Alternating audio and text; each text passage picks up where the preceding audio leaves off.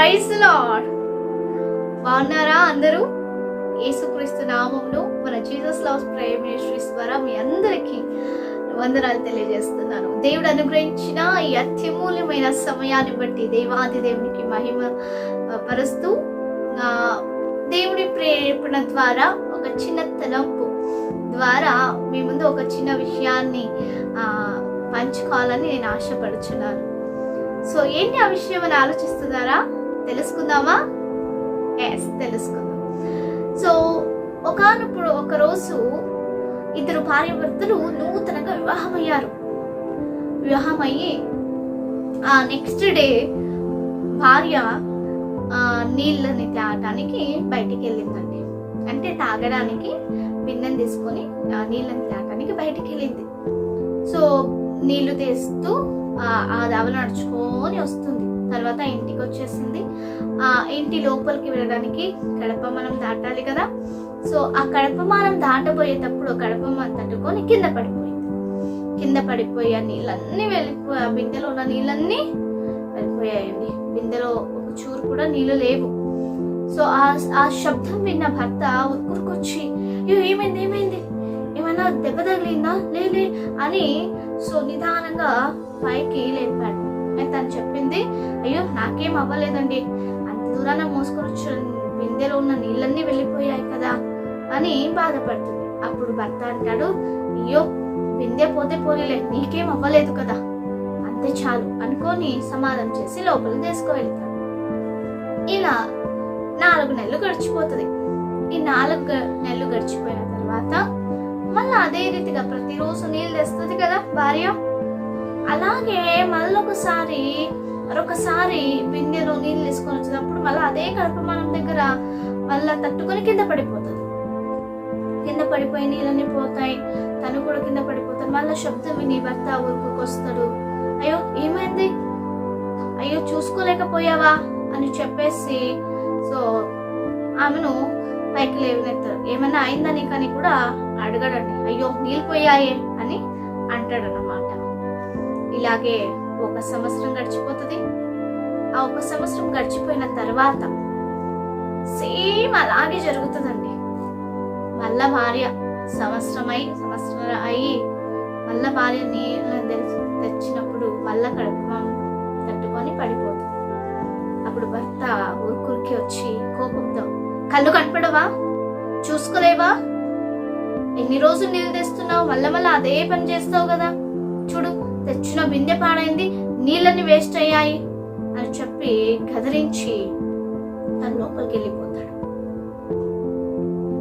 ఈ యొక్క విషయం ద్వారా మీకేం అర్థమైంది అంటే, భర్త తన భార్య మీద మొదటి ఉన్న ప్రేమను కోల్పోయి అలా మాట్లాడాలనిపించిందా, లేక అధికారం ఎక్కువైందా? ఆలోచించండి. ఏం జరిగింది అక్కడ? అనేకులు తక్షణమే అనుకుంటారు, చూడు ప్రేళ్ళైన కొత్తలో సో భర్తలు ఎంత కేర్ తీసుకున్నారు, భార్యల్ని ఎంత బాగా చూసుకున్నాడు, తనకేమి కాకుండా చూసుకున్నాడు, బిందెకి ఏమైనా అయినా పర్వాలేదు అనుకున్నాడు. అయితే ఇప్పుడు చూసావా, బిందె పోయిందని, నీళ్లు పోయాయని, తనకేమైందని కూడా పట్టించుకోక ఆ సంవత్సరం అయిన తర్వాత తన కింద పడినప్పుడు తన కొద్దిగా గాయం అవుతుందండి, అది కూడా పట్టించుకోక వెళ్ళిపోయాడే అని కొంతమంది అనుకోవచ్చు. మీరు అలాగే అనుకుంటున్నారా? అలా అనుకోకండి. ఎందుకంటే భర్తకు భార్య మీద అధికారం ఎక్కువైంది కాబట్టే స్టార్టింగ్ లో ఆ అధికారంలో తను మాట్లాడలేకపోతాడు. పోతా సంవత్సరాలు గడుస్తా తన వంటిలాగా ఆ భర్త తన భార్య అనుకుంటాడు. తనను మాట్లాడే రీతిగా అధికారంగా మాట్లాడే అధికారం భర్తకు ఉందండి. అందుని బట్టి అనేక సందర్భాల్లో అనేక యువతులు ఇలాంటి సందర్భంలో పొరపాటులు చేసుకుంటా ఉంటారు. అందుకే దేవుడు చెప్తాడు, జ్ఞానవంతురాలు తన ఇళ్లను కట్టుకుంటుందని. జ్ఞానంగా ఆలోచిస్తే అవును నా భర్త అధికారంగా మాట్లాడాలని అనుకుంటదే గాని, అయ్యో నా మీద ప్రేమ కోల్పోయి నన్ను మొదటిగా ప్రేమించినైతే ఇప్పుడు ప్రేమ లేదు ఈయనకి అని అజ్ఞానవంతురాలుగా ఆలోచించి తన జీవితాన్ని పాడు చేసుకుంటా ఉంది. ఎంతమంది యువతులు ఇలాంటి పరిస్థితిలో ఉన్నారు? అవును కదా. జ్ఞానంగా మనం ఆలోచించాలి. ఎస్, భర్త మొదటిగా అలా మాట్లాడి నిజమే, పోత అధికారం ఎక్కువైంది భర్తకి. మాట్లాడతాడు, తను మాట్లాడక ఇంకెవరండి మాట్లాడతారు? పక్కవారు వచ్చి మాట్లాడతారా? మమ్మల్ని గదరించగలరా? మనం ఊరుకుంటామా? భర్తనే కదా. అవునా? అది అర్థం చేసుకుని ముందుకు వెళ్ళే ఒక స్త్రీ జ్ఞానవంతురాలుగా ఉంటుంది. పదే పడడం ఏంటి? చూసుకుంటున్నాము కదా. ఆమె అందుకే దేవుడు అంటాడు, జ్ఞానవంతురాలు తన ఇంటిని కట్టుకుంటది. అవును, జ్ఞానంగా ఆలోచిస్తుంది, జ్ఞానంగా ప్రవర్తిస్తుంది. ఈ తరము యువతులు అనేక సందర్భంలో మాదే నడవాలని, మేం చెప్పేదే జరగాలని, మాకు జ్ఞానం ఉందని ఇలా ఆలోచించి తమ భర్తలకు విలువ ఇవ్వకుండా, తమ భర్తలను అర్థం చేసుకోకుండా, తమ భర్తలకు గౌరవించకుండా, విధేయత కలిగి లేక తమ జీవితాన్ని కోల్పోతున్నారు. వాక్యం చెప్తుంది, మీ భర్తలకు మీరు లోబడండి.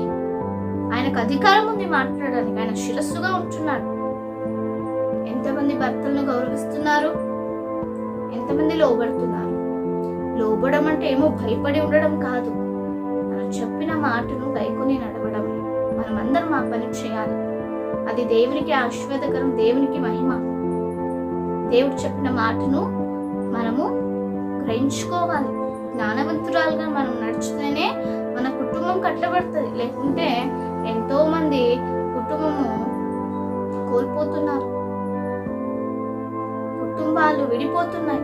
కారణం ఇదే, జ్ఞానవంతురాలుగా నడవకపోవడమే. అజ్ఞానవంతురాలై గర్వించి నాది నేనే అని తమ జీవితాన్ని కోల్పోతున్నారు, నాశనానికి గురి చేసుకుంటున్నారు. ప్రియ సహోదరి, నీ పరిస్థితి ఎలా ఉంది? భర్తను గౌరవించే రీతిగా ఉన్నావా? భర్తను లోబడుతున్నావా? ఎప్పుడైతే భర్తకు లోబడతామో అప్పుడు భర్త నుంచి ఆ ప్రేమ ఇంకా ఎక్కువ చేసుకుంటాం. అవునా? భర్త ప్రేమిస్తాడు, పురుషుడు ప్రేమించే మనస్సు ఉంటుంది ఆయన. ఆ ప్రేమను పొందుకోని మనము భర్తకు లోబడాలి. అటువంటి రీతిగా దేవుడు అందరినీ నడిపించాలి. ఏ సహోదరి, ఆలోచించు, లోబడు. నువ్వు భర్తకు లోపడితే దేవునికి లోబడినట్టు. ఆమె అటువంటి మనస్సు కలిగి జీవిద్దాం. కుటుంబాలు విడిపోయేదొద్దు, కుటుంబాలు కట్టబడాలి, దేవునిలో కట్టబడాలి.